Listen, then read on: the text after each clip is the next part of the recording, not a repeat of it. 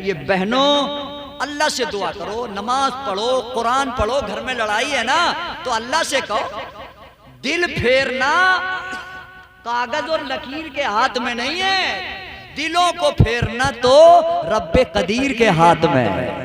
اللہ قرآن میں فرماتا ہن لباس لکم وانتم لباس لہن۔ اللہ فرماتا ہے قرآن میں مرد عورت کا لباس ہے، عورت مرد کا لباس ہے نا، مرد عورت کا لباس، عورت مرد کا لباس ہے۔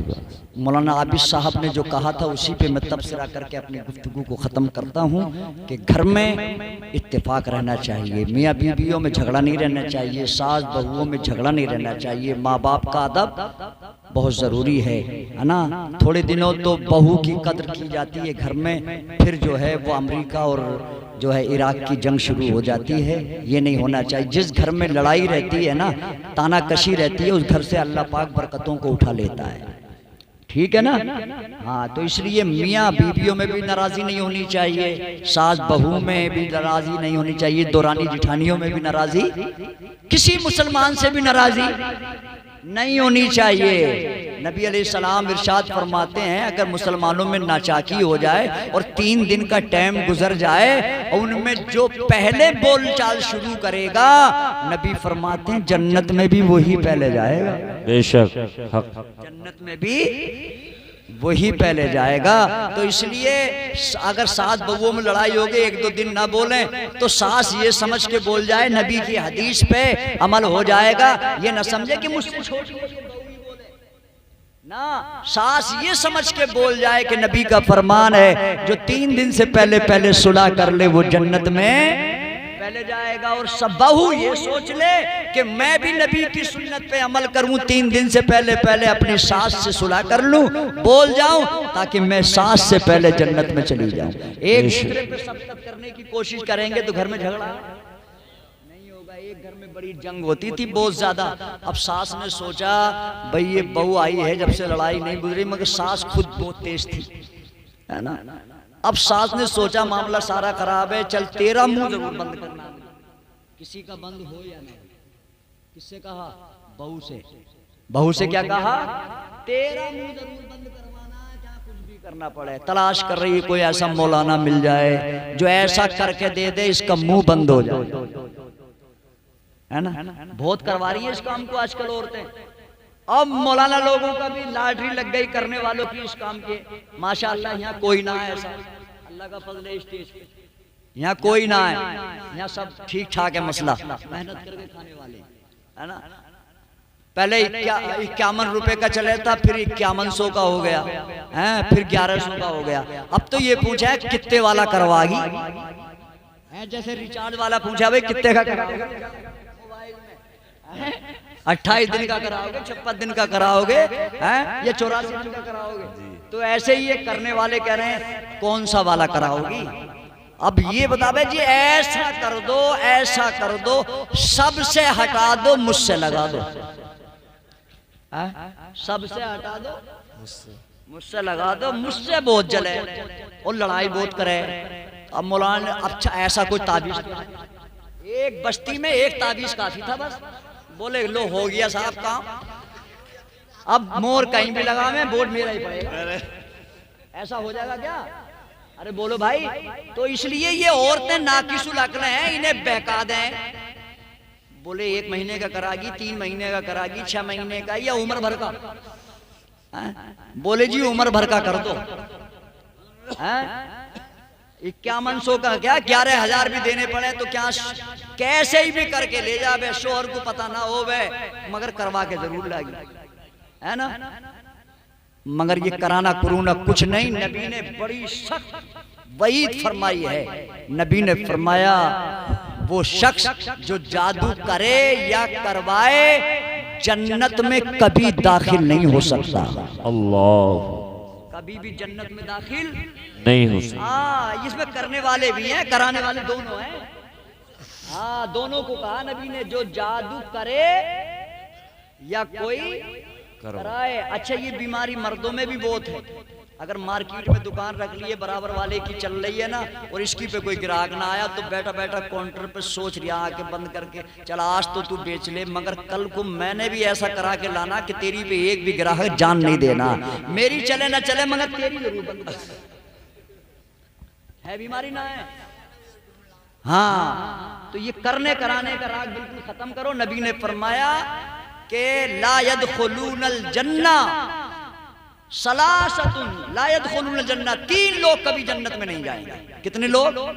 ان میں کا نمبر 1 مصدق السحر، جو جادو کو سچا جانے، کرے یا کروائے وہ کبھی جنت میں نہیں جائے گا۔ اس لیے بہنوں اللہ سے دعا کرو، نماز پڑھو، قرآن پڑھو، گھر میں لڑائی ہے نا تو اللہ سے کہو دل پھیرنا کاغذ اور لکیر کے ہاتھ میں نہیں ہے، دلوں کو پھیرنا تو رب قدیر کے ہاتھ میں ہے، پروردگار کے ہاتھ میں۔ وہ جس کا دل چاہے جس سے پھیر دے بھائی، جس کی طرف چاہے وہ اس کی طبیعت کو مائل کر دے۔ اس لیے اس سے کہو، وہ مقلب القلوب ہے، وہ کارساز ہے۔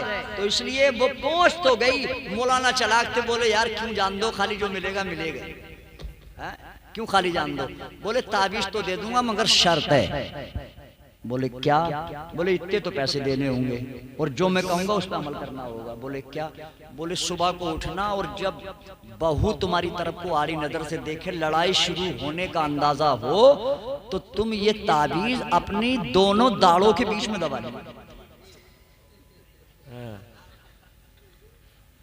ہاں دونوں داڑوں کے بیچ میں دبا لیو۔ جیسے ہی بہو بولے، تیز بولے تو اور دبائیو، وہ اور تیز بولے تو اور دبائی، جتنا تو اسے دبا سکے گی اتنی لڑائی دبائی۔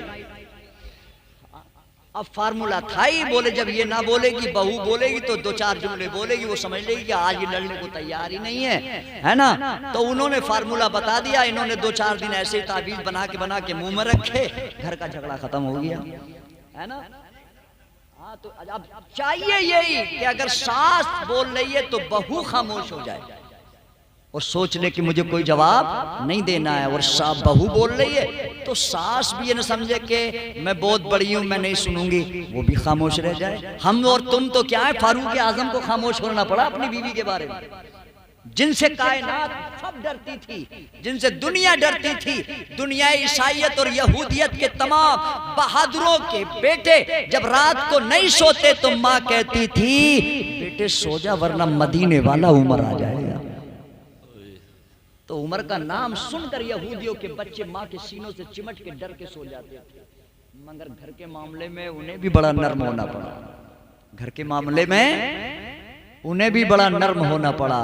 اور پھر آپ نے فرمایا او لوگو سنو، یہ عورت جو ہے نا، عورت یہ ٹیڑھی پسلی سے پیدا کی گئی ہے، اسے سیدھا کرنے کی کوشش مت کرو ورنہ ٹوٹ جائے گی مگر سیدھی ٹوٹ تو سکتی ہے مگر سیدھی نہیں ہو سکتی۔ تو خاموش رہنے میں بڑے فائدے ہیں، اس لیے اللہ قرآن میں فرماتا ہے عورت مرد کا لباس ہے اور مرد عورت کا لباس ہے۔ لباس کا کام ہے بدن کو چھپانا، اور بدن کے اندر جو عیب ہوں، پھنسی ہوں، پھوڑے ہوں، داغ ہوں، برس کے دھبے ہوں، مسے ہوں، تل وغیرہ ہوں، جو بھی عیب ہو اسے پیرہن چھپا لیتا ہے۔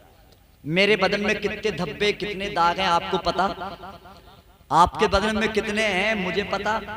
تو لباس کا کام ہے جسم کی برائی کو چھپا لینا، پردہ ڈال لینا۔ اب اللہ نے کہا عورت تو اپنے شوہر کا لباس ہے، شوہر سے کہا تو اپنی بیوی کا لباس ہے۔ مطلب کیا ہے، تیری بیوی میں خرابی ہے تو تو لباس بن کے اس کے عیبوں کو چھپا لے، اور اے بیوی تیرے شوہر میں کوئی عیب ہے، برائی ہے، تو اللہ نے تجھے بھی لباس بنایا، تو بھی اپنے شوہر کے عیب کو چھپا لے۔